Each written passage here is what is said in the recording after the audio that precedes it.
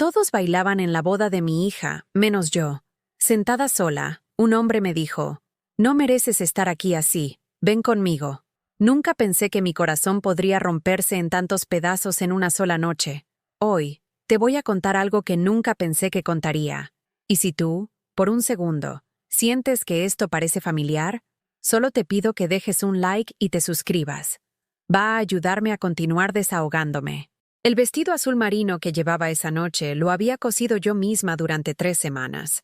Cada puntada era un acto de amor, cada detalle pensado para verme digna en la boda de mi única hija, Carmen. El encaje lo compré en el mercado de San Juan de Dios en Guadalajara, el mismo donde mi madre solía llevarme de niña. Gasté mis últimos ahorros en esa tela, pero quería estar hermosa para ella, para mi niña. Me levanté a las 5 de la mañana para arreglarme. Planché el vestido con cuidado. Me puse el collar de perlas que había sido de mi abuela.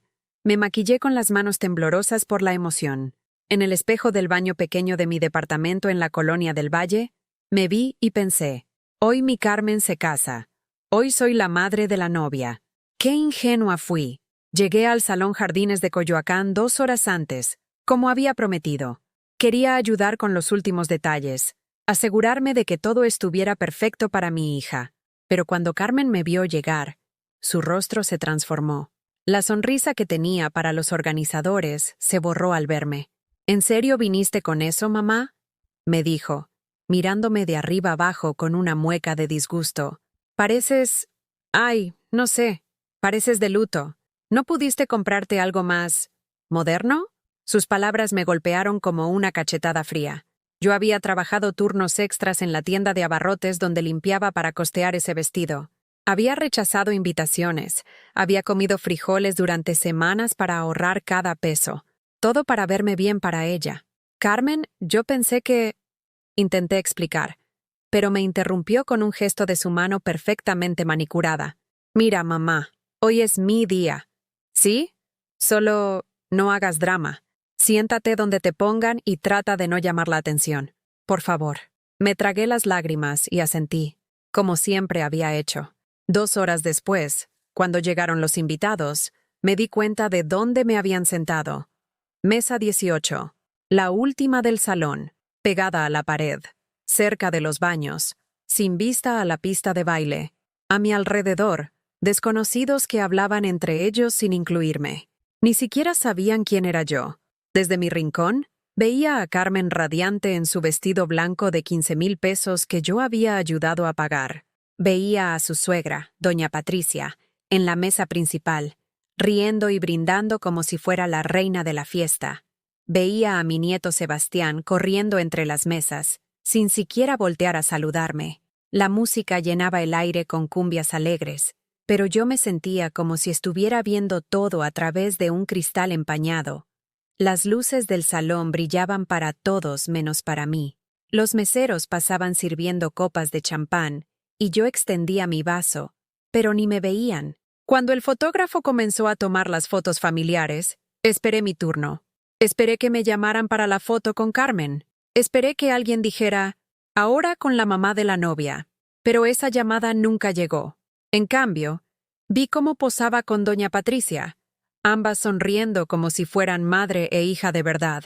Vi cómo Carmen abrazaba a esa mujer que apenas conocía desde hace 2 años, mientras yo llevaba 32 años siendo su madre. 32 años limpiando pisos ajenos para que ella pudiera estudiar. 32 años cosiendo su ropa cuando no teníamos dinero para comprarla nueva. 32 años llevándola en camión a la escuela porque no teníamos carro. 32 años de, mañana te compro eso, mi amor, y de ahorrar peso por peso para cumplirle cada capricho. Y ahora estaba ahí, invisible, olvidada, como un fantasma en la boda de mi propia hija. El mariachi comenzó a tocar Las Mañanitas para felicitar a los novios, y yo recordé todas las mañanas que le canté esa misma canción a Carmen cuando era pequeña. Sus cumpleaños en nuestro departamento humilde, donde decorábamos con globos del mercado y hacíamos pasteles con la mezcla más barata que encontráramos. Ella siempre decía que eran los mejores cumpleaños del mundo. Ahora no había lugar para esos recuerdos en su nueva vida. Cuando llegó la hora del brindis, El maestro de ceremonias tomó el micrófono y sonrió a la multitud. Y ahora, unas emotivas palabras de la madre de la novia, doña Patricia Hernández. Mi corazón se detuvo. ¿Patricia? ¿La suegra? Vi cómo Carmen aplaudía emocionada, cómo le daba un abrazo a esa mujer que ahora ocupaba mi lugar. Doña Patricia habló durante 5 minutos sobre su querida Carmen, sobre cómo la había visto crecer y convertirse en la mujer maravillosa que es hoy. Yo había sido borrada de mi propia historia. Fue en ese momento, sentada sola en mi mesa del olvido, con el alma destrozada y el vestido que había cosido con tanto amor, cuando él apareció. Era Julián Mendoza. Lo reconocí inmediatamente. Aunque habían pasado casi 15 años desde la última vez que lo vi, seguía siendo ese hombre elegante que recordaba. Pero ahora su cabello era completamente blanco, y sus ojos azules tenían esas arrugas que dan los años y la experiencia. Llevaba un traje gris impecable y una sonrisa que me transportó instantáneamente a mis 20 años. ¿Irene? ¿Irene Vázquez? Me preguntó con esa voz grave que siempre me había tranquilizado. Se acercó a mi mesa con paso seguro, ignorando por completo la disposición social del salón que me había relegado al último rincón. Asentí, sin poder hablar. Las lágrimas que había estado conteniendo toda la noche amenazaron con salir. Julián había sido mi novio durante 3 años, cuando yo tenía 21 años y trabajaba en una oficina del centro de Guadalajara. Habíamos terminado porque él tenía que irse a estudiar ingeniería a Monterrey. Y yo acababa de quedar embarazada de Carmen. Nunca le dije del embarazo. Nunca le dije que el padre había huido apenas se enteró. Preferí dejarlo ir hacia su futuro brillante sin cargarle mis problemas. No mereces estar aquí así, sola y olvidada, me dijo, extendiendo su mano. Ven conmigo. Mientras él hablaba, mi mente se llenó de recuerdos que había guardado como fotografías en una caja vieja. Recordé todos los sacrificios que había hecho por Carmen, todos los años que había entregado sin pedir nada a cambio. Recordé cuando tenía apenas 17 años y descubrí que estaba embarazada. Mi madre me corrió de la casa gritando que era una vergüenza para la familia. Tuve que irme a vivir a un cuarto de azotea en la colonia Independencia, sin agua caliente, sin refrigerador, durmiendo en un colchón en el suelo. Trabajaba de día limpiando oficinas y de noche cosiendo ropa para una maquiladora que pagaba por pieza terminada. Carmen nació en el hospital civil porque no tenía dinero para una clínica privada. La tuve sola, sin que nadie me acompañara. Cuando la enfermera me la puso en los brazos por primera vez, le prometí que ella tendría todo lo que yo no pude tener, que estudiaría, que vestiría bien, que nunca le faltaría nada. Y cumplí esa promesa. Dios mío, ¿cómo la cumplí? Cuando Carmen cumplió 5 años, conseguí un trabajo mejor en una tienda de ropa. Me levantaba a las 4 de la mañana para dejarla con doña Esperanza, la vecina que me ayudaba cuidándola por 100 pesos a la semana. Trabajaba 10 horas al día, de lunes a sábado, y los domingos lavaba ropa ajena para ganar dinero extra. Todo para Carmen, todo siempre para Carmen. Recordé las noches que me quedaba despierta hasta las 2 de la madrugada, haciendo sus tareas de primaria porque ella decía que no entendía. Las veces que caminé 2 horas bajo el sol para no gastar en pasaje, solo para poder comprarle los útiles escolares que pedían en su escuela privada. Porque sí, logré meterla en escuela privada. Trabajé turnos dobles durante 2 años para poder pagar las colegiaturas del Instituto Guadalupe Victoria. Mami, todas mis amigas traen lunch comprado, me decía Carmen cuando tenía 8 años. Y yo, que apenas tenía para nuestro gasto de comida, empecé a levantarme media hora más temprano para hacerle sándwiches elaborados, con jamón y queso que compraba, aunque eso significara que yo comiera solo tortillas con frijoles durante la semana. Mami, quiero ir a la fiesta de Sofía, pero necesito un vestido nuevo, me decía a los 12 años. Y yo corría al centro a buscar telas baratas para coserle el vestido más bonito que pudiera, trabajando hasta altas horas de la madrugada, lastimándome los dedos con la máquina de coser que había comprado usada. Mami, quiero estudiar administración en la Universidad Autónoma, me dijo a los 18 años. ¿Y yo? ¿Que ganaba 4,000 pesos al mes? Busqué un segundo trabajo limpiando casas los fines de semana para poder pagar sus libros, sus proyectos, sus salidas con los compañeros de universidad que venían de familias con dinero. 5 años de universidad. 5 años trabajando 18 horas al día para que mi hija pudiera graduarse sin deber un peso. 5 años viendo cómo se avergonzaba de presentarme a sus amigos porque yo llegaba a las juntas escolares con mi ropa de trabajo, oliendo a Pine Sol y con las manos ásperas de tanto limpiar. Es que mis amigas tienen mamás más profesionales. Me dijo una vez cuando le pregunté por qué nunca me invitaba a las ceremonias de la universidad, y yo me tragué el dolor, como siempre. Recordé cuando consiguió su primer trabajo en una empresa de marketing, ganando en un mes lo que yo ganaba en 3. En lugar de ayudarme, en lugar de reconocer todo lo que había hecho por ella, me dijo que ya era hora de que me superara y buscara algo mejor. Ya no puedes seguir siendo sirvienta toda la vida, mamá. Es penoso. Fueron sus palabras exactas. Como si no supiera que limpiaba pisos para que ella pudiera caminar sobre alfombras.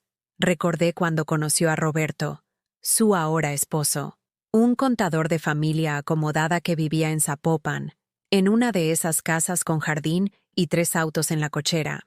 La primera vez que Carmen me lo presentó, noté cómo se disculpaba por mi departamento pequeño, por los muebles viejos, por la sala de 2x3 donde apenas cabíamos 3 personas.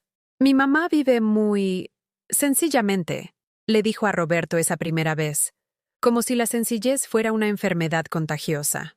Roberto venía de una familia donde la mamá, Patricia, nunca había trabajado, donde el papá era dueño de una distribuidora de autos y tenían casa en Puerto Vallarta para las vacaciones. Carmen se enamoró no solo de Roberto, sino de esa vida que siempre había soñado tener, y poco a poco empezó a alejarse de mí. Primero fueron las visitas, de cada domingo a cada 15 días, luego a una vez al mes, después solo en mi cumpleaños y Navidad, como si fuera una obligación que tenía que cumplir. Es que Roberto dice que necesitamos tiempo para nosotros como pareja. Me explicaba cuando yo le preguntaba por qué ya no venía a comer los domingos como antes. Luego llegó la boda. Cuando me contó que se iba a casar, pensé que por fin tendríamos algo que planear juntas, que volvería a ser importante en su vida, aunque fuera por unos meses. Qué equivocada estaba. Patricia me va a ayudar con todo, mamá. Ella entiende de estas cosas elegantes, me dijo cuando le pregunté si podía ayudar con algo. Patricia. Siempre Patricia. La mujer que nunca había trabajado un día en su vida, que nunca se había desvelado cosiendo ropa para que su hijo tuviera que ponerse, que nunca había caminado kilómetros bajo el sol para ahorrar dinero del pasaje, pero que tenía el dinero y la clase social que yo nunca pude darle a Carmen. Tú nada más ven bonita el día de la boda, ¿sí, mamá? No te preocupes por nada. Me había dicho Carmen 3 meses antes, como si estar bonita fuera lo único que pudiera aportar después de 32 años de haberlo dado todo por ella. Y ahí estaba yo, en mi vestido cosido con amor, sentada en la mesa del olvido, viendo cómo la mujer que había aparecido en la vida de mi hija apenas 2 años atrás, recibía el lugar de honor que me correspondía a mí. Julián seguía de pie junto a mi mesa, esperando mi respuesta, con esa paciencia que siempre lo había caracterizado. Su presencia era como un oasis en medio del desierto emocional en el que me encontraba. Solo dame un momento, Julián, le susurré, limpiándome discretamente los ojos con la servilleta. No podía levantarme todavía. No podía enfrentar lo que acababa de descubrir sobre mi propia hija, porque en ese instante, mientras recordaba todos mis sacrificios, me di cuenta de algo terrible. Carmen no solo se había avergonzado de mí, me había borrado sistemáticamente de su nueva vida. Observé hacia la mesa principal, donde ella reía con Patricia, y noté algo que me partió el alma. En el centro de la mesa había un álbum de fotos abierto. Me levanté ligeramente para ver mejor, y lo que vi me quitó el aliento. Eran fotografías de Carmen creciendo, pero no estaba yo. Habían editado las fotos. Donde antes aparecía yo abrazándola en su graduación de secundaria, ahora solo estaba ella. Donde estábamos las dos en su cumpleaños de 15 años, ahora aparecía sola, sonriendo. Habían recortado mi imagen de cada recuerdo, como si nunca hubiera existido, ¿Estás bien?, me preguntó Julián, notando mi palidez. No pude responder. Mi garganta se cerró mientras procesaba la crueldad de lo que acababa de descubrir. Mi propia hija había reescrito su historia para que yo no existiera en ella. En ese momento, mi nieto Sebastián pasó corriendo cerca de mi mesa, persiguiendo a otro niño. Se tropezó y cayó justo frente a mí, raspándose la rodilla. Instintivamente me levanté para ayudarlo. «Ay, mi amor, ¿te lastimaste?», le dije, sacando un pañuelo de mi bolsa para limpiarle la sangre. Sebastián me miró con ojos confundidos. «¿Tú quién eres?», me preguntó. Mi mundo se detuvo. Mi nieto de 6 años, al que había cargado de bebé, al que le había cantado canciones de cuna cuando Carmen trabajaba hasta tarde, al que le había enseñado a caminar en el patio de mi departamento. No me reconocía. «Soy tu abuela, mi cielo.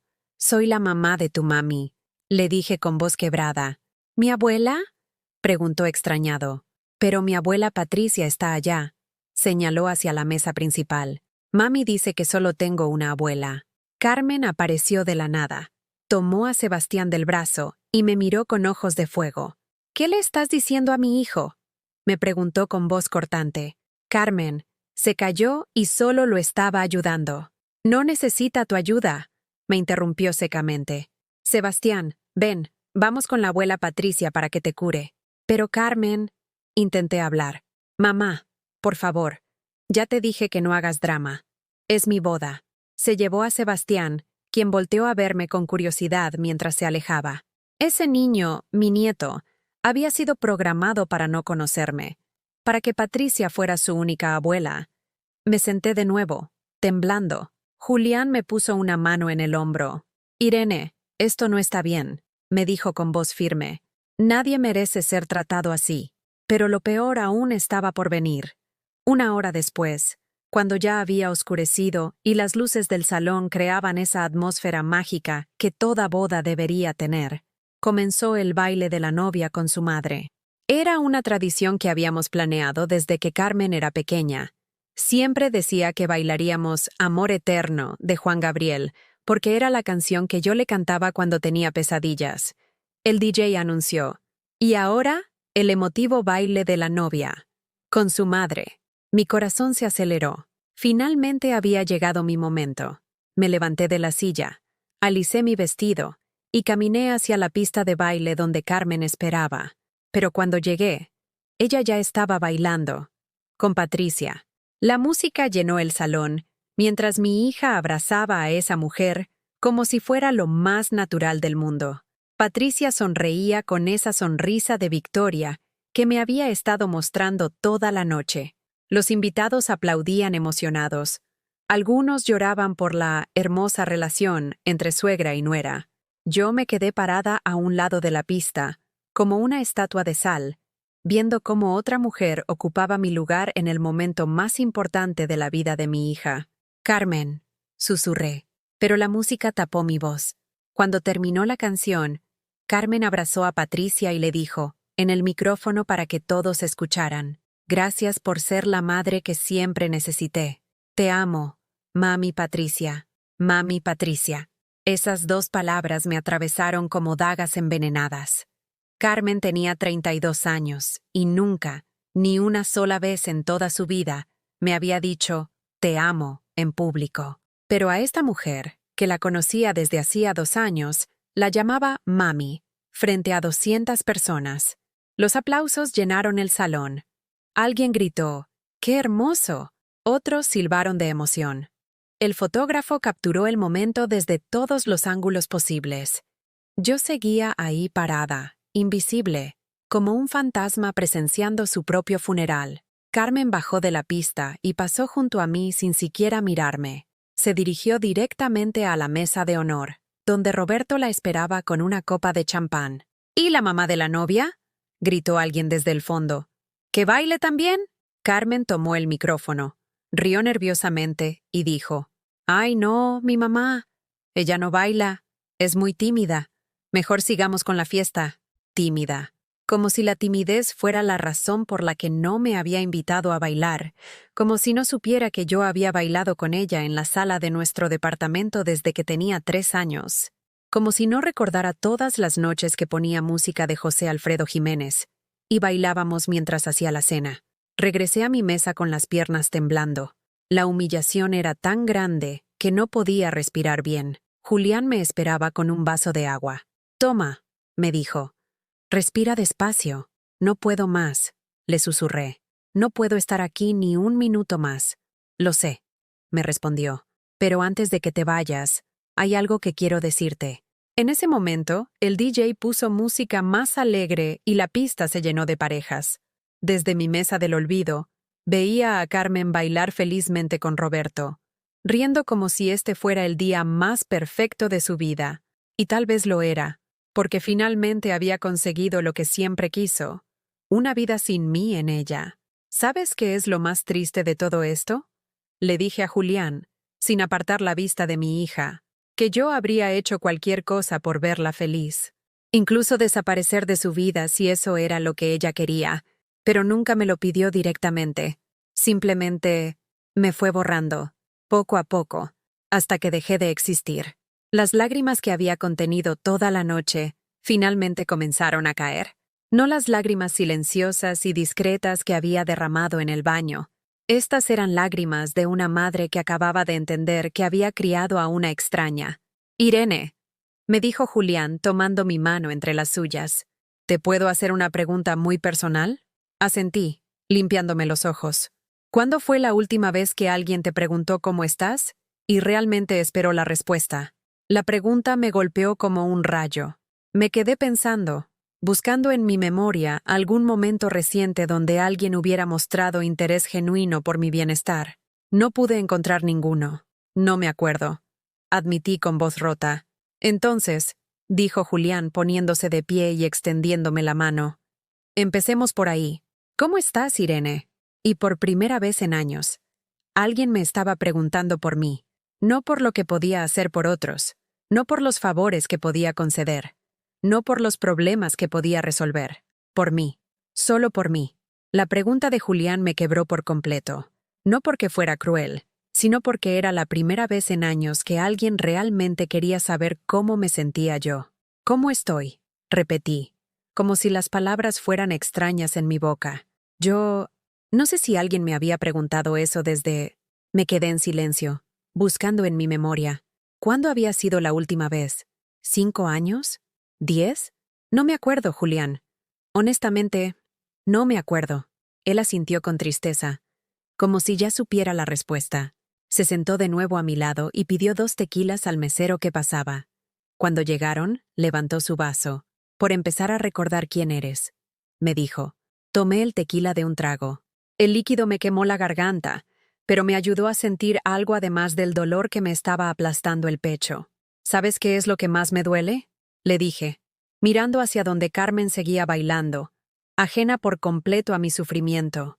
No es que me haya reemplazado, es que actuó como si yo nunca hubiera existido, como si estos 32 años fueran una mentira.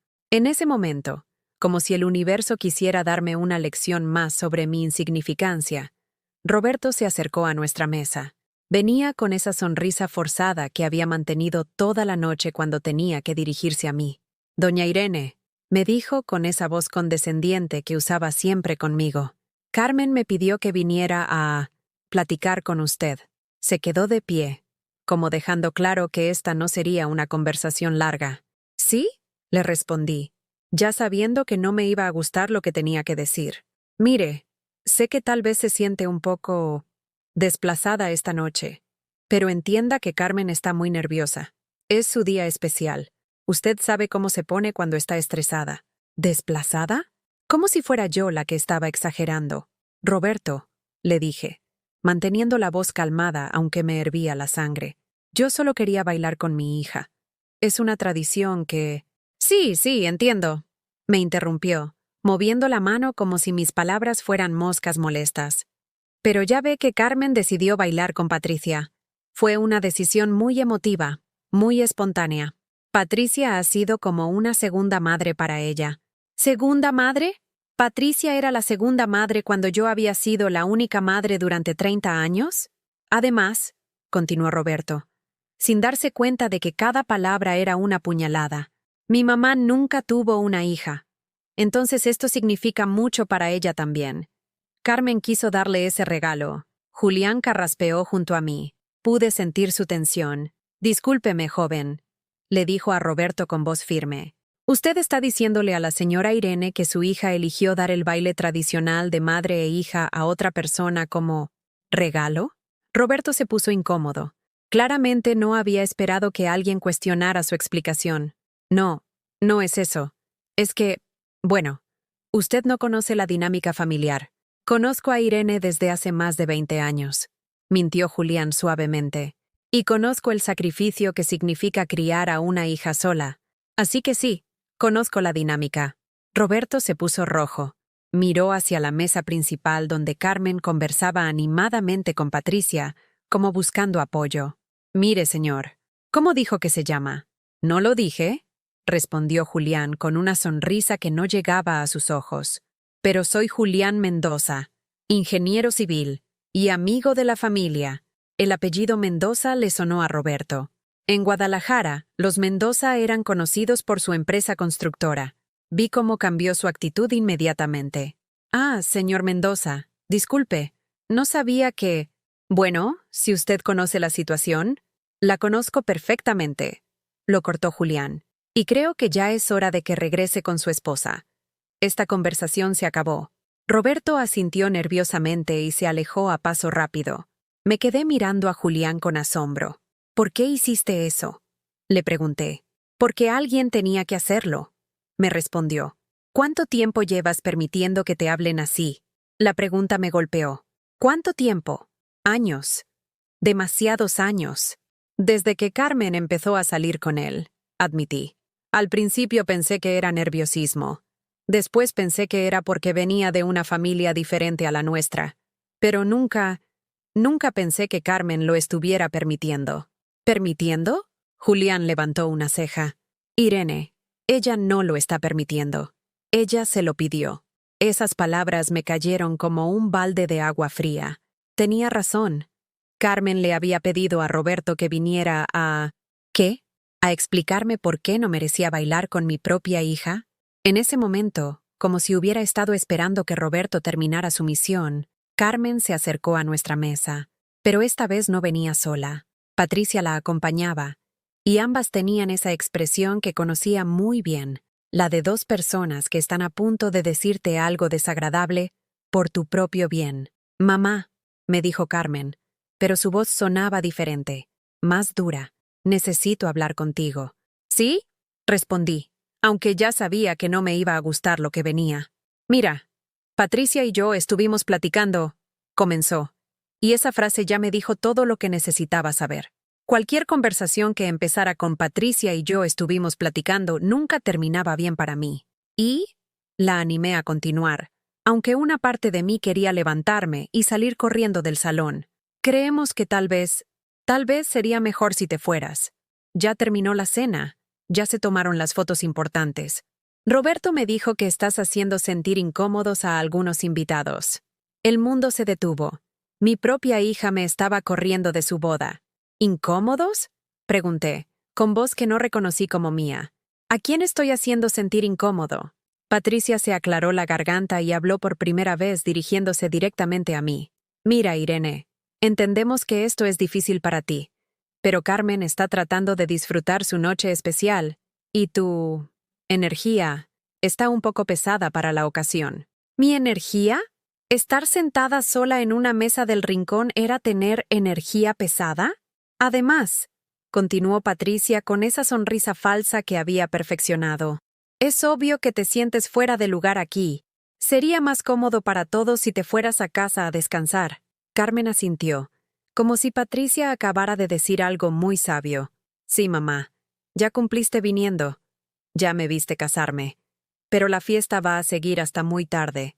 Y tú no encajas con este ambiente. No encajas. Mi hija me acababa de decir que yo no encajaba en su vida. Julián se puso de pie lentamente. Su presencia imponía respeto, y ambas mujeres retrocedieron un paso instintivamente. Señoritas, les dijo con voz muy calmada, creo que están cometiendo un error muy grave. ¿Disculpe? respondió Carmen, claramente molesta de que alguien la cuestionara.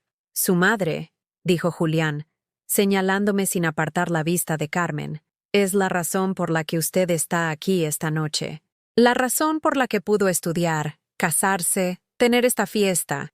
Y ustedes la están tratando como si fuera una intrusa. Señor, usted no entiende, empezó Patricia. Entiendo perfectamente, la cortó Julián. Entiendo que dos mujeres que confunden el dinero con la clase están humillando a una mujer que vale más que ambas juntas. Carmen se puso furiosa. No tiene derecho a hablarnos así. No sabe nada de nuestra familia. Sé que una madre trabajó 30 años para darle todo a su hija, respondió Julián sin alterarse. Y sé que esa hija decidió reemplazarla en cuanto encontró algo que le parecía mejor. El silencio que siguió fue ensordecedor. Las tres me miraron esperando que yo dijera algo, que defendiera a Carmen, que suavizara la situación como siempre había hecho. Pero por primera vez en mi vida, no lo hice. Por primera vez en 32 años, me quedé callada y dejé que alguien más dijera la verdad. El silencio se alargó por lo que me pareció una eternidad. Carmen me miraba esperando que dijera algo, que pusiera paz como siempre, que me disculpara por existir. Patricia tenía esa sonrisa nerviosa de quien no está acostumbrada a que la confronten. Y Julián me observaba con una expresión que no había visto en décadas. Respeto. Finalmente me puse de pie. Mis piernas temblaron un poco, pero logré mantenerme erguida. Carmen, le dije, y mi voz sonó diferente. Más firme. Tienes razón. Tanto ella como Patricia sonrieron, pensando que había vuelto a ceder como siempre. No encajo aquí, continué, y vi cómo sus sonrisas se hacían más amplias. Porque este lugar está lleno de personas que confunden el dinero con el amor, y yo nunca aprendí a hacer eso. Las sonrisas se desvanecieron. Mamá, empezó Carmen, pero levanté mi mano. No he terminado, le dije, y por primera vez en mi vida, mi hija se quedó callada cuando yo hablaba. Tienes razón. No encajo en un lugar donde una madre que trabajó 18 horas al día durante 30 años para que su hija pudiera estudiar. Es menos importante que una mujer que nunca levantó un dedo por ti. Patricia se puso roja. Oiga, yo... no he terminado, repetí, esta vez mirándola directamente a los ojos. No encajo en un lugar donde mi nieto no sabe quién soy porque su madre decidió borrarme de su vida como si fuera un error que hay que corregir. Carmen palideció. Se dio cuenta de que yo había notado lo de las fotos editadas. Lo de Sebastián. No encajo, continué, sintiendo como algo se rompía dentro de mi pecho. Pero esta vez era algo bueno, algo que necesitaba romperse. En un lugar donde mi propia hija me pide que me vaya de su boda porque mi presencia la incomoda. Tomé mi bolsa de la mesa. Era pequeña, negra, vieja. La había comprado en el mercado de San Juan hace 5 años, cuando aún tenía esperanzas de que algún día Carmen me invitaría a cenar a su casa nueva. «¿Pero sabes qué, Carmen?», le dije, colgándome la bolsa del hombro. «Tienes razón en una cosa. No pertenezco aquí. Porque yo pertenezco a un mundo donde las madres son respetadas, donde los sacrificios se reconocen, donde las personas que te aman no te piden que desaparezcas de sus momentos importantes». Julián se acercó y me ofreció su brazo. Lo tomé, y sentí una fuerza que no sabía que tenía. «¿Y sabes qué más?», continué, mirando a mi hija por lo que intuía sería la última vez. «Me voy a ir, pero no porque me lo pidas tú, sino porque finalmente entendí algo que debí haber entendido hace años». «¿Qué?», preguntó Carmen con voz pequeña. «Que no se puede comprar el amor, Carmen. Ni con años de sacrificio, ni con dinero, ni con humillación. El amor se da libremente o no se da. Y tú decidiste hace mucho tiempo que el mío no vale nada para ti». Las lágrimas comenzaron a rodar por las mejillas de Carmen, pero ya no eran lágrimas que me movieran a consolarla.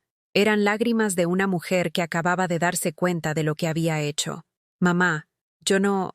«Sí, Carmen, sí lo hiciste. Y está bien, es tu decisión. Pero también es mi decisión dejar de mendigar amor donde claramente no lo hay». Patricia intentó intervenir. «Mira, Irene, creo que estás exagerando. Me volví hacia ella y la miré con una calma que me sorprendió a mí misma. Patricia, usted ganó. Se quedó con mi hija, con mi nieto, con mi lugar en esta familia.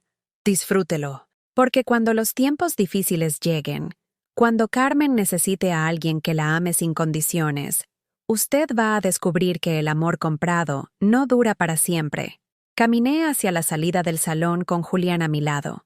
Podía sentir las miradas de los invitados, el murmullo que comenzaba a crecer a nuestras espaldas. Pero por primera vez en años, no me importó lo que pensaran los demás. En la puerta, me detuve. Me volví y miré todo el salón. Las luces doradas, las flores caras, la música alegre, los invitados que siguieron bailando como si nada hubiera pasado. Era hermoso, era elegante, era todo lo que Carmen había soñado. Y yo ya no formaba parte de eso. Pero por primera vez, eso no me dolía. Me liberaba. ¿Estás bien?, me preguntó Julián cuando llegamos al estacionamiento. No, le respondí honestamente. Pero voy a estarlo. Y caminamos hasta mi Honda Civic, que se veía pequeño y modesto entre los autos de lujo de los demás invitados. Me había avergonzado de él al llegar. Ahora me parecía perfecto. Era mío. Lo había pagado con mi trabajo.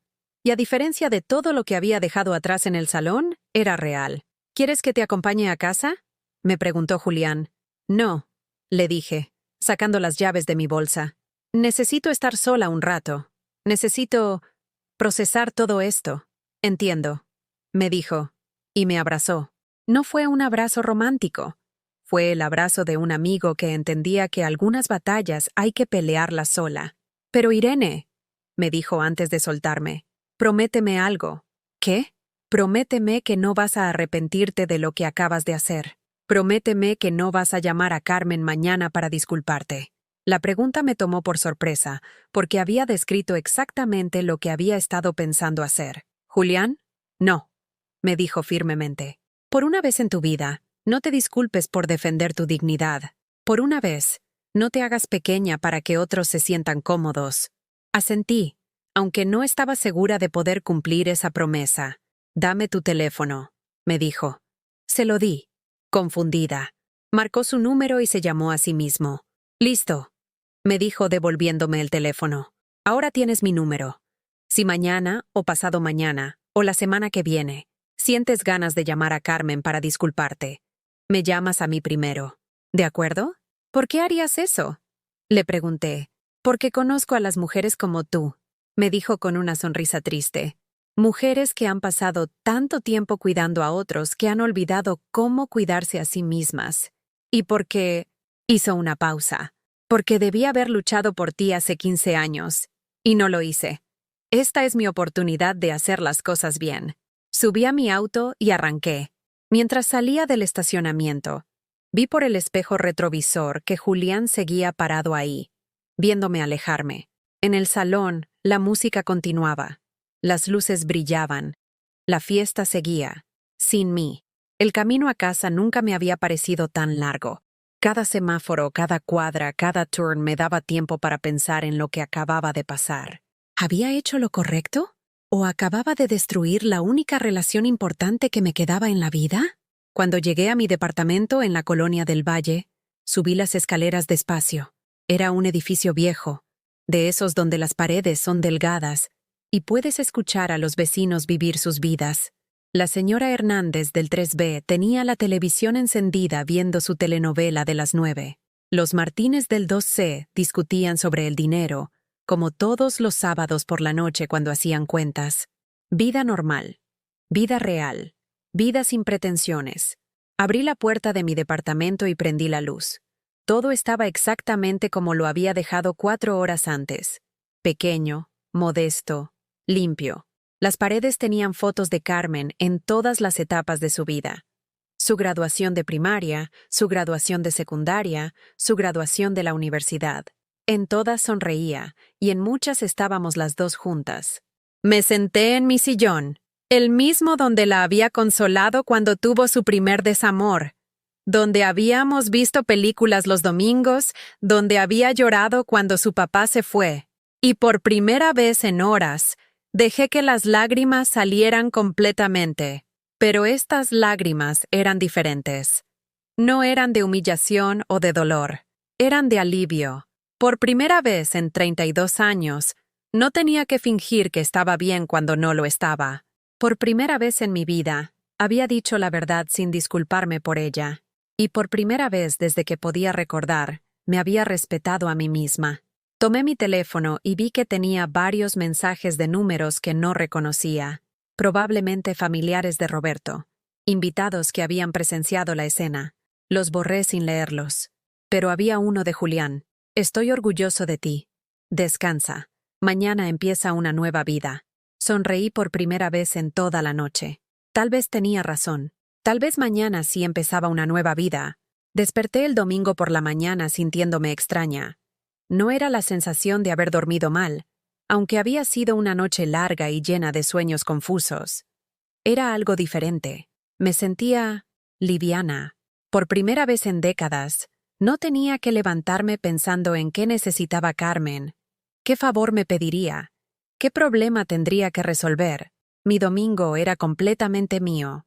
Me preparé un café, no el instantáneo barato que compraba para ahorrar dinero que luego le daba a Carmen, sino el café molido que me gustaba, pero que había dejado de comprarme porque era un gasto innecesario. Me senté en mi pequeño balcón, donde tenía unas macetas con geranios que había rescatado del mercado, y por primera vez en años, simplemente existí sin prisa.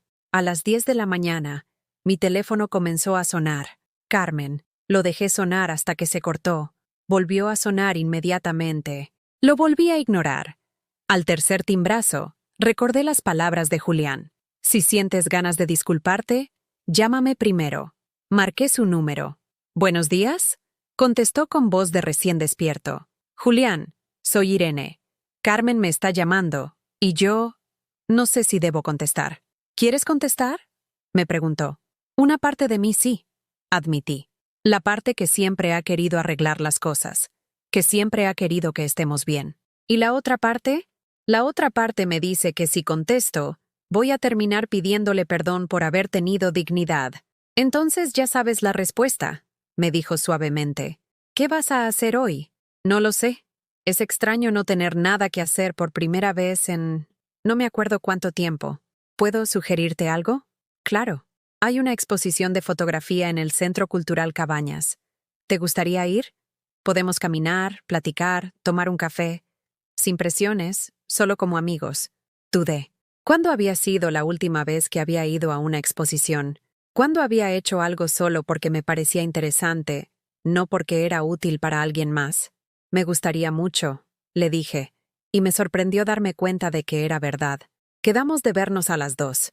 Eso me daba tiempo para arreglarme sin prisa, para elegir qué ponerme basándome en lo que me gustaba a mí, no en lo que fuera apropiado o discreto. Mientras me bañaba, mi teléfono sonó otras 5 veces. Carmen, Roberto, Patricia, incluso Sebastián, aunque obviamente alguien más estaba marcando desde su teléfono. No contesté ninguna llamada. A las 12 del mediodía, llegaron los mensajes de WhatsApp. Carmen. Mamá, necesito hablar contigo. Estoy muy triste por lo que pasó ayer. Roberto. Doña Irene. Creo que hubo un malentendido. Carmen está muy afectada. Patricia. Irene.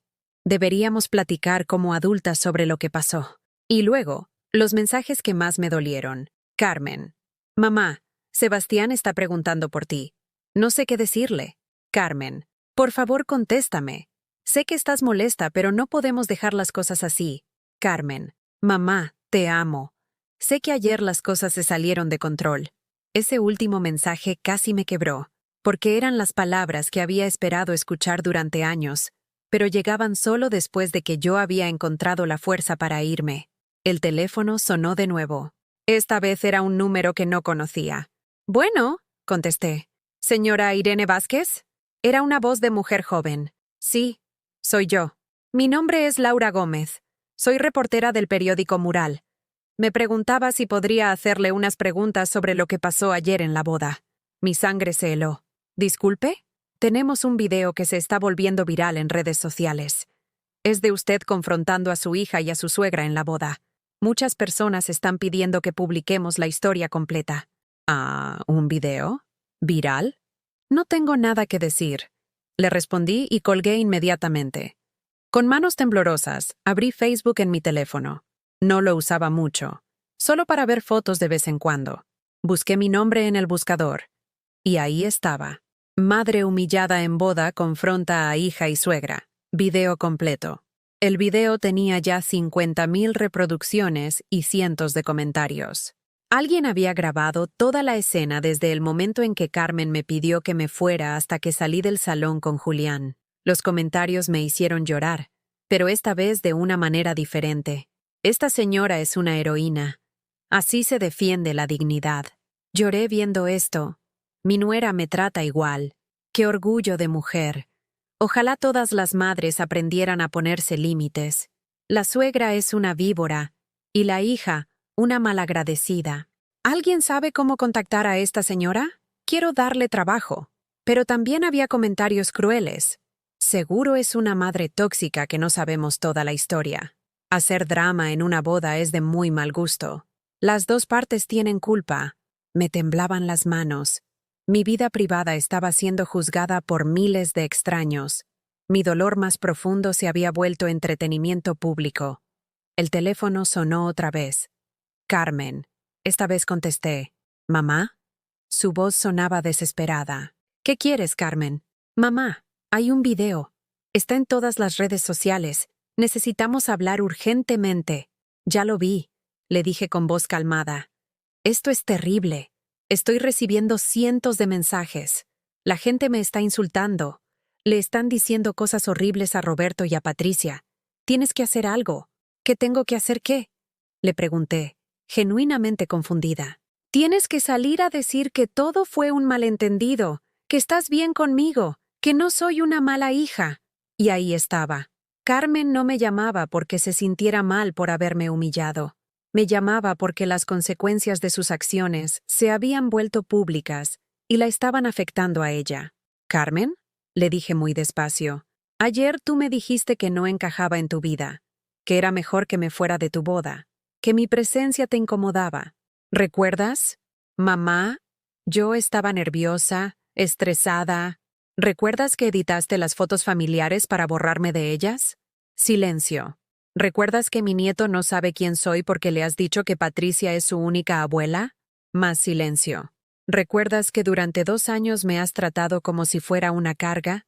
¿Como si fuera algo de lo que avergonzarte? Mamá, por favor, entonces no me pidas que mienta por ti, Carmen. No me pidas que salve tu reputación cuando tú destruiste la mía durante años. Pero es que no entiendes, gritó. Y ahí estaba la Carmen que yo conocía. La que aparecía cuando las cosas no salían como ella quería. Patricia está llorando.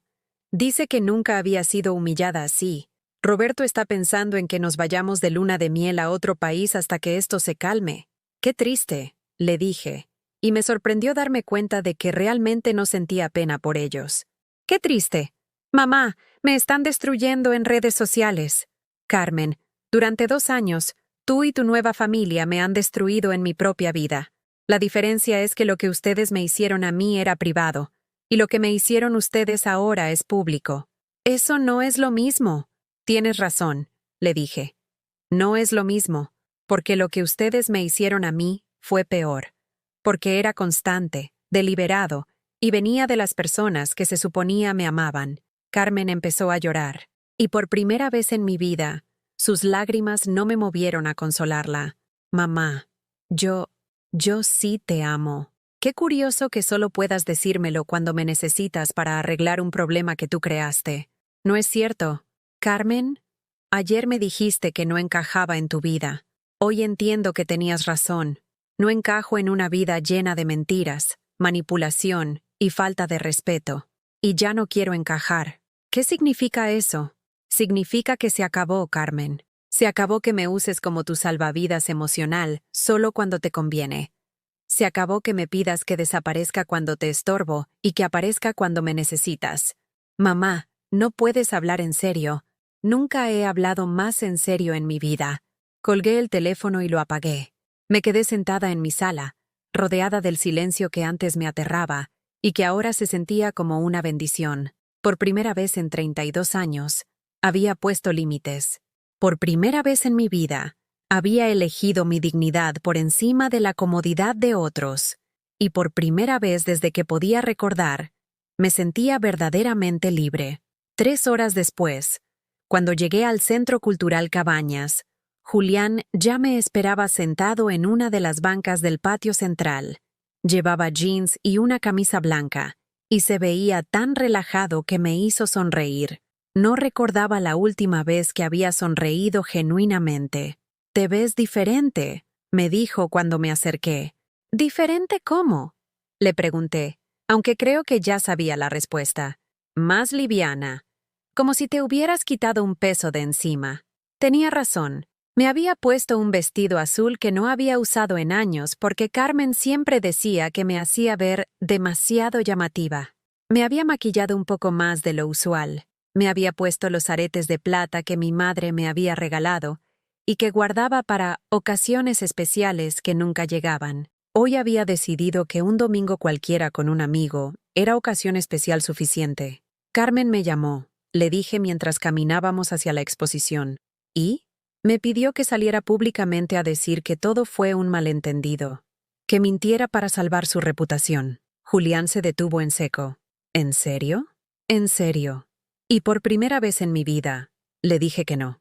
Se quedó mirándome por un largo momento, y luego sonrió de una manera que me hizo sentir orgullosa de mí misma. ¿Sabes qué significa eso?, me preguntó. ¿Qué? Que finalmente te pusiste a ti primero. La exposición se llamaba Mujeres que Renacen, y era una colección de fotografías de mujeres mayores de 50 años que habían comenzado nuevas etapas en sus vidas. Había una doctora que se había vuelto pintora a los 60, una ama de casa que había abierto su propio restaurante a los 55, una mujer que había aprendido a leer a los 62 años. Cada fotografía contaba una historia de transformación, de mujeres que habían decidido que nunca era demasiado tarde para cambiar sus vidas. «Mira esta», me dijo Julián, señalando una foto de una mujer de unos 60 años parada frente a un avión pequeño. La descripción decía que había aprendido a volar a los 58 años, después de que sus hijos se fueran de casa y se diera cuenta de que no sabía quién era sin ellos. «Se parece a ti», me dijo. «¿En qué?» «En que pasó tanto tiempo siendo lo que otros necesitaban que olvidó quién era ella». Sus palabras me llegaron profundo. ¿Quién era yo sin Carmen? ¿Qué me gustaba hacer? ¿Cuáles eran mis sueños, mis metas, mis deseos? No lo sabía. Había pasado tanto tiempo siendo la mamá de Carmen que había olvidado ser Irene. ¿Sabes qué siempre quisiste hacer pero nunca pudiste?, me preguntó Julián mientras tomábamos café en la cafetería del museo. Pensé por un momento. Cuando era joven quería estudiar psicología, le dije finalmente. Siempre me gustó escuchar a las personas, entender por qué hacen lo que hacen. Pero cuando salí de la preparatoria, quedé embarazada y todo se volvió sobre Carmen, sus necesidades, sus sueños, su futuro. Yo simplemente desaparecí. ¿Todavía te interesa? ¿La psicología? Me reí. Julián, tengo 52 años. ¿No es un poco tarde para eso? La mujer del avión tenía 58, me recordó. Y mira esa. Señaló hacia otra foto que habíamos visto. Empezó la universidad a los 55. La idea me daba miedo y emoción a la vez. ¿Podría realmente hacerlo? ¿Podría empezar de nuevo a mi edad? No tienes que decidir nada hoy, me dijo Julián, como si pudiera leer mis pensamientos. Solo piénsalo. Por primera vez en tu vida, puedes hacer algo solo para ti. Cuando salimos del museo, eran casi las 6 de la tarde. El sol de octubre pintaba todo de dorado, y la plaza de armas estaba llena de familias paseando, niños jugando, parejas caminando tomadas de la mano. ¿Quieres cenar algo?, me preguntó Julián. Me encantaría, le dije. Y me di cuenta de que era cierto. Había pasado tanto tiempo comiendo sola o cocinando para Carmen cuando venía de visita, que había olvidado lo agradable que podía ser compartir una comida con alguien que realmente quisiera mi compañía. Fuimos a un pequeño restaurante en el centro, de esos lugares familiares donde la comida es casera y el ambiente es cálido. Julián me contó sobre su vida. Había estado casado, se había divorciado hace 5 años. Tenía 2 hijos que vivían en Ciudad de México. ¿Por qué nunca te volviste a casar? Le pregunté. Nunca encontré a alguien que me hiciera sentir lo mismo que... Se detuvo. ¿Qué qué? Lo mismo que tú me hacías sentir cuando teníamos 20 años. Sus palabras me sonrojaron. Hacía tanto tiempo que nadie me había dicho algo así que había olvidado cómo se sentía. Julián, yo... No tienes que decir nada, me interrumpió gentilmente. No te estoy presionando. Solo te estoy diciendo la verdad. Siempre me pregunté qué habría pasado si no me hubiera ido a Monterrey, si me hubiera quedado contigo. Las cosas habrían sido muy diferentes, le dije. ¿Mejores? No lo sé. Diferentes. ¿Te arrepientes de algo? La pregunta me hizo pensar. ¿Me arrepentía de haber tenido a Carmen? No. A pesar de todo lo que había pasado, no me arrepentía de haberla traído al mundo. Me arrepiento de haberme perdido a mí misma en el proceso, le dije finalmente. Me arrepiento de haber creído que ser buena madre significaba desaparecer como persona. Nunca es tarde para encontrarte de nuevo, me dijo.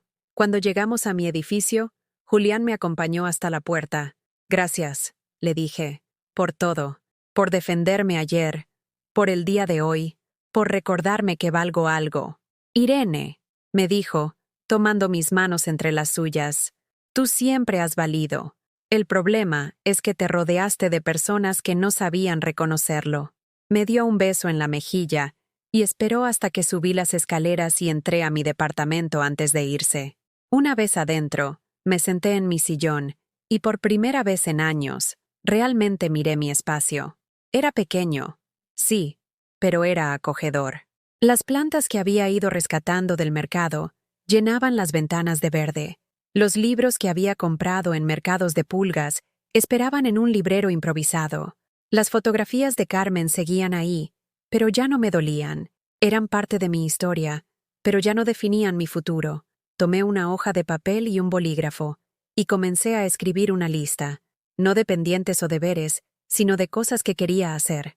Para mí, estudiar psicología, aprender a manejar la computadora mejor, viajar a algún lugar que nunca haya visto, aprender a cocinar comida que a mí me guste, hacer ejercicio, leer libros que siempre quise leer, aprender a bailar.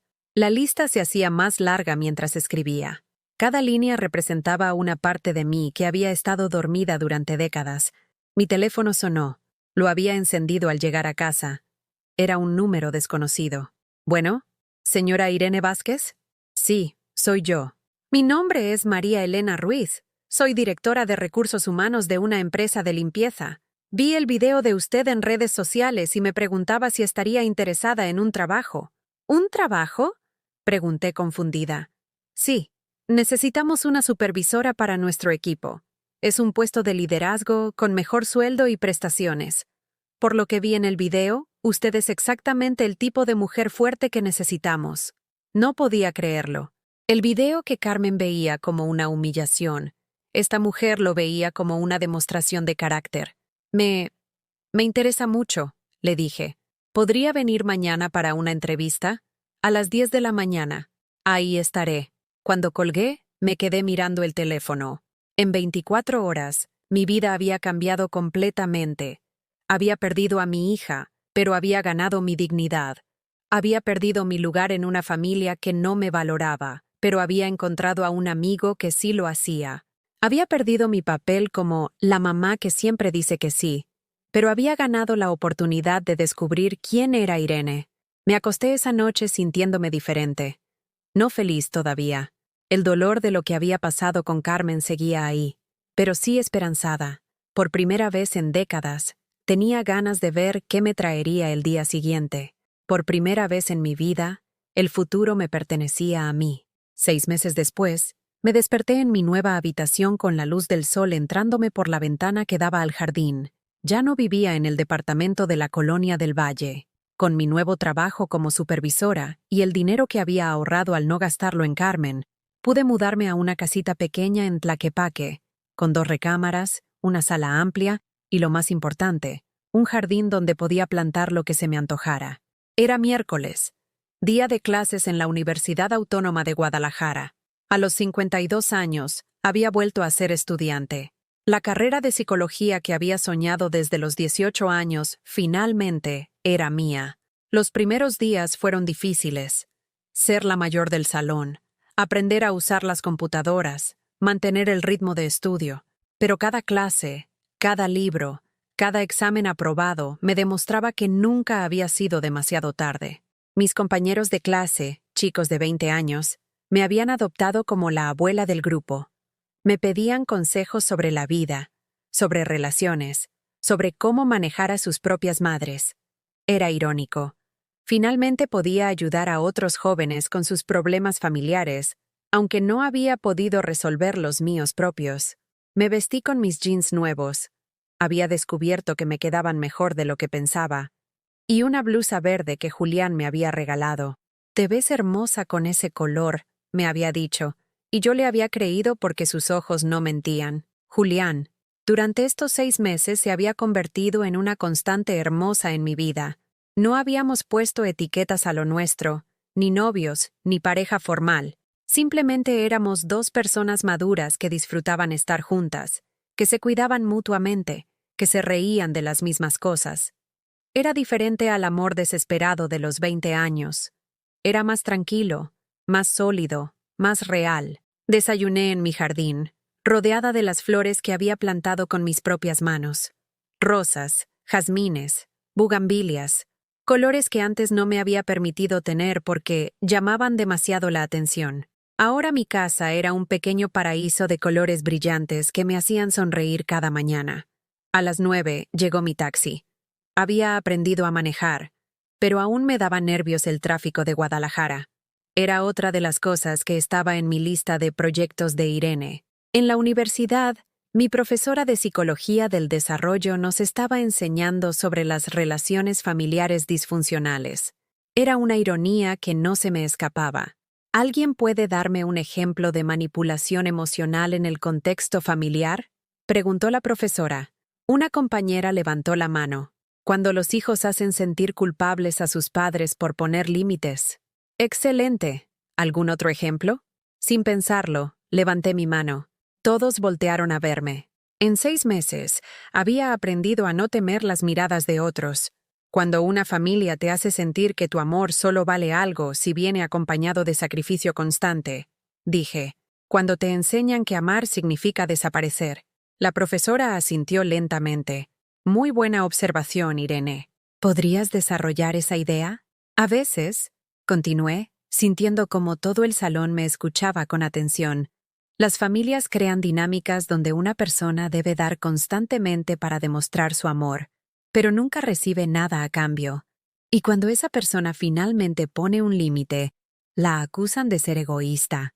¿Y cómo se rompe ese patrón?, preguntó la profesora, recordando que el amor verdadero no requiere que te destruyas para demostrarlo. Respondí. Al terminar la clase, varios compañeros me felicitaron por mi participación.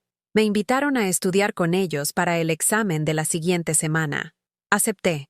Era extraño tener amigos nuevos a mi edad, pero también era maravilloso. Cuando llegué a casa esa tarde, había un auto conocido estacionado afuera. Un BMW gris. El corazón se me aceleró. Carmen estaba sentada en los escalones de mi entrada, esperándome. Se veía diferente. Más delgada, ojerosa. El cabello perfecto de la boda ahora se veía descuidado. Llevaba ropa cara pero arrugada, como si hubiera dormido con ella puesta. «Hola, mamá», me dijo cuando me acerqué. «Carmen», le respondí, manteniendo mi voz neutral. «¿Podemos hablar?». La miré por un largo momento. 6 meses atrás, esta escena me habría llenado de esperanza y nerviosismo. Habría corrido a abrazarla, a preguntarle cómo estaba, a ofrecerle café y comida. Ahora solo sentía calma. «¿De qué quieres hablar?», le pregunté. «De nosotras, de lo que pasó, de cómo arreglar las cosas». Abrí la puerta de mi casa y la dejé pasar. Se quedó parada en la sala, mirando alrededor con ojos sorprendidos. «¿Te mudaste?», dijo. «Sí. Es muy bonita, muy colorida. Gracias». Se sentó en mi sofá nuevo. Uno que había elegido yo, en color terracota, porque me gustaba. No porque fuera práctico o discreto. «Mamá, estos meses han sido terribles», comenzó, y inmediatamente reconocí el tono. Era el mismo que usaba cuando era pequeña y quería algo. Lo siento, le dije sinceramente. Roberto y yo no estamos bien. El video arruinó muchas cosas para él en el trabajo. Sus clientes empezaron a verlo diferente. Su papá está furioso con él por la mala publicidad. Entiendo. Y Patricia ya no es la misma conmigo. Como que se alejó después de todo el escándalo. Ya no me invita a sus comidas familiares. Ya no me incluye en sus planes. ¡Qué mal!, dije, y me sorprendió que realmente no sentía satisfacción por su dolor. Mamá, yo me di cuenta de que tenías razón. En muchas cosas. Se quedó esperando que yo dijera algo, que la consolara, que le dijera que todo estaba bien. Pero no lo hice. ¿En qué cosas?, le pregunté. ¿En qué tal vez sí te traté mal? ¿En que tal vez no valoré todo lo que hiciste por mí? No tal vez, Carmen. Sí me trataste mal. Y no valoraste nada de lo que hice por ti. Se quedó en silencio, como si no hubiera esperado que fuera tan directa. Tienes razón, admitió finalmente, y comenzó a llorar. Tienes razón, y yo no sé cómo arreglar esto. ¿Por qué quieres arreglarlo ahora?, le pregunté. ¿Cómo que por qué? Eres mi mamá. Soy tu mamá desde hace 32 años, Carmen. ¿Por qué hasta ahora quieres arreglarlo? Se quedó callada por un largo rato. Porque me di cuenta de que sin ti no tengo a nadie que realmente me ame, susurró finalmente. Esas palabras me partieron el corazón, pero no de la manera que esperaba. No me llenaron de compasión maternal urgente, me llenaron de tristeza por ella. Carmen, le dije suavemente, ¿sabes cuál es la diferencia entre nosotras ahora? ¿Cuál? Que tú acabas de darte cuenta de que sin mí no tienes a nadie que te ame, pero yo me di cuenta de que sin ti finalmente me tengo a mí. Las lágrimas rodaron por sus mejillas. ¿Eso significa que ya no me amas? Significa que te amo diferente. Te amo como una madre que quiere que su hija sea feliz, pero que ya no está dispuesta a sacrificarse para que eso pase. ¿Y qué tengo que hacer para que me perdones? La pregunta me mostró que aún no entendía. Seguía pensando que había una fórmula, una acción específica que podía realizar para arreglar las cosas. No se trata de perdonarte, Carmen. Se trata de que aprendas a amarme sin que yo tenga que desaparecer para que te sientas cómoda. No entiendo. Se trata de que, si quieres que sea parte de tu vida, tenga que ser como Irene, no como tu sirvienta emocional. Se trata de que respetes mis límites, mis decisiones, mi tiempo. Se trata de que me incluyas en tu vida porque me valoras, no porque me necesitas. Y si yo empiezo a hacer eso, ¿podríamos volver a estar bien? No lo sé, le dije honestamente. Tal vez sí, tal vez no. Pero tendría que ser un cambio real, Carmen, no una actuación temporal para conseguir lo que quieres. Se quedó sentada en mi sofá por 1 hora más, llorando intermitentemente, hablando sobre Roberto, sobre Patricia, sobre lo sola que se sentía. Yo la escuché, pero ya no con la desesperación de antes por arreglar todo su dolor. Cuando se fue, me quedé sentada en mi jardín, viendo cómo el sol se ponía detrás de las bugambilias. Mi teléfono sonó. Era Julián. ¿Cómo estás?, me preguntó como hacía todos los días. Carmen vino a visitarme, le dije. ¿Y cómo te sientes? Pensé por un momento. Tranquila, le dije finalmente. Triste por ella, pero tranquila conmigo. Eso es muy bueno, me dijo. ¿Quieres que vaya? Sí, le dije. Me encantaría. Mientras esperaba a Julián, reflexioné sobre los últimos 6 meses. Había perdido a mi hija, pero había encontrado mi dignidad. Había perdido mi papel de madre sacrificada, pero había encontrado mi identidad como mujer completa. Había perdido la comodidad de lo conocido, pero había ganado la emoción de lo posible. Y por primera vez en mi vida, cuando alguien me preguntaba, ¿cómo estás?, tenía una respuesta verdadera. Estoy bien, realmente bien. ¿Has vivido algo así? ¿O conoces a alguien que haya pasado por una situación parecida?